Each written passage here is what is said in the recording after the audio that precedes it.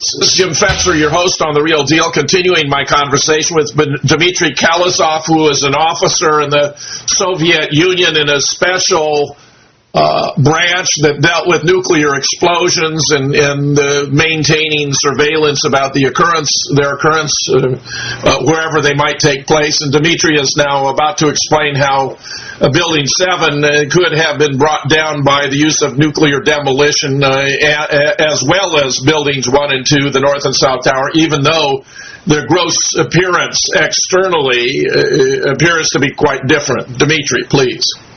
Okay, so usually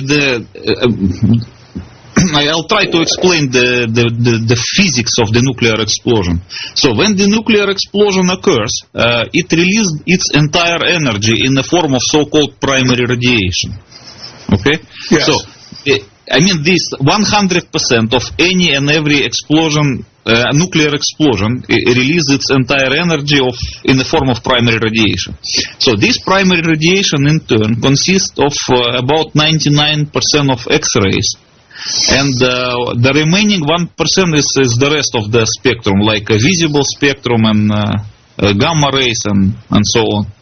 So, because the 99% of the primary radiation is represented by X-rays, that means the almost entire explosive energy of every nuclear explosion is released in the form of X-rays. Okay? So, when the nuclear explosion occurs in atmospheric conditions,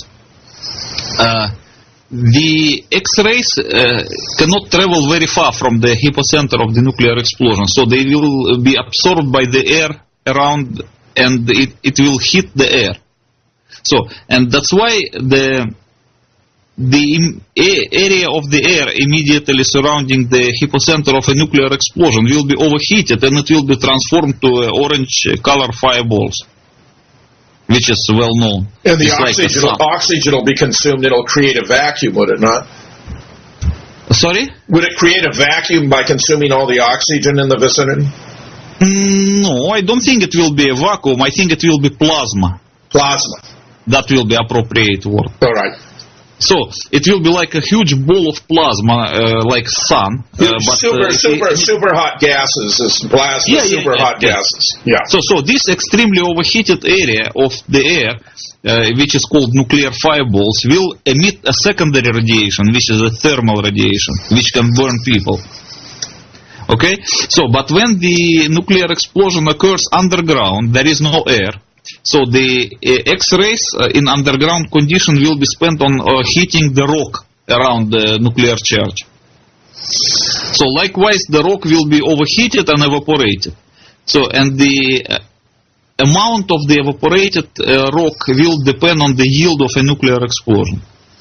So, for example, when a nuclear explosion occurs, it will evaporate certain amount of rock, and this will create a cavity, and this cavity will be filled with the former rock, which is now evaporated in the gaseous form.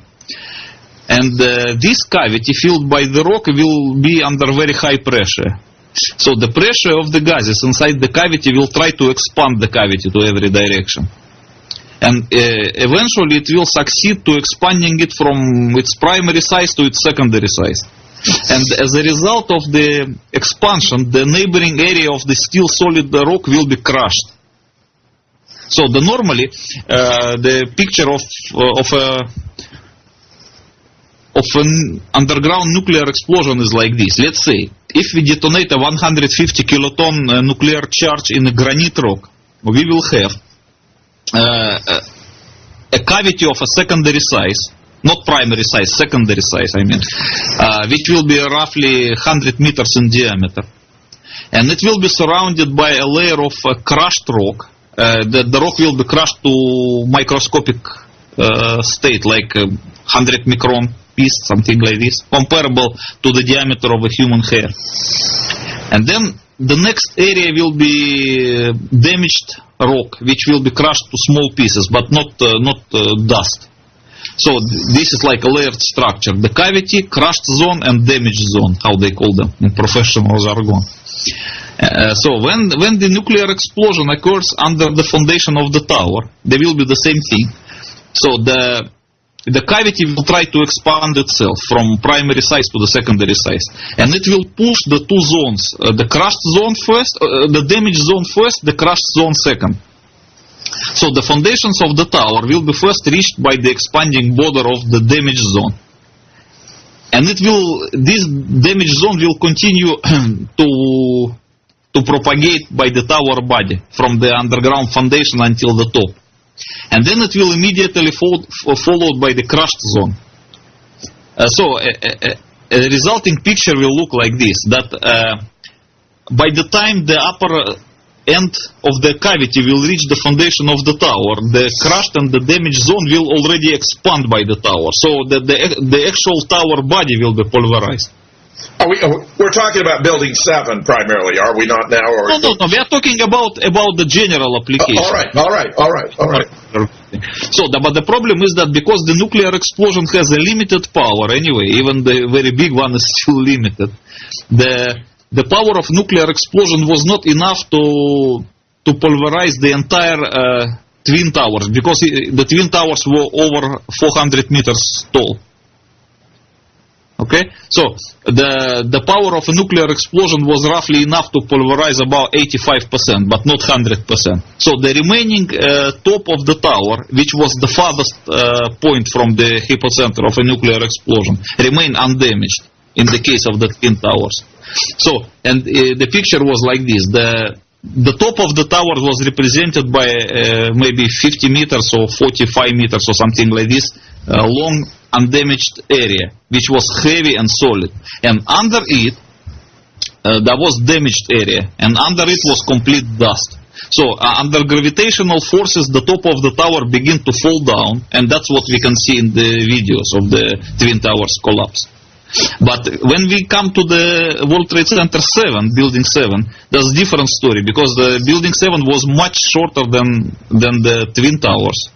And the power of a nuclear explosion under it was enough to pulverize completely from the Building 7 was pulverized completely until the very top. So there was no heavy undamaged top that could fall down and crush the dust under itself.